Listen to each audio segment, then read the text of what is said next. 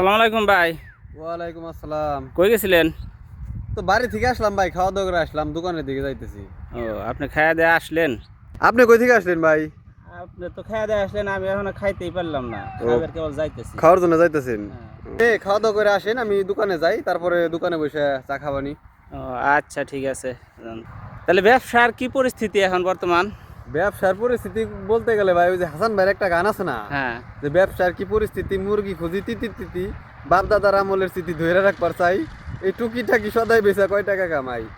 যাও বেশি এলাকার যে ভাব সাপ, মনে করেন যে সবাই মনে করে যে সব সময় আমাদের কাছে পকেট ভর্তি ব্যাগ ভর্তি টাকা থাকে, হ্যাঁ। এই সেই মনে করেন যে বাকি দেও, টাকা পয়সার অভাব আছে নাকি, অমুক দিন দিবানি তমুক দিন দিবানি। আমারও একই অবস্থা ভাই। আইসা কয় যে কয়টা টাকা আওলাদ দেও, কিস্তি দিমু, কয় বাজার করুম, কয় কিস্তি দিমু, অমুক করুম তমুক করুম, এমনি করতে করতে মনে করে যে আমার কাছে কত টাকা।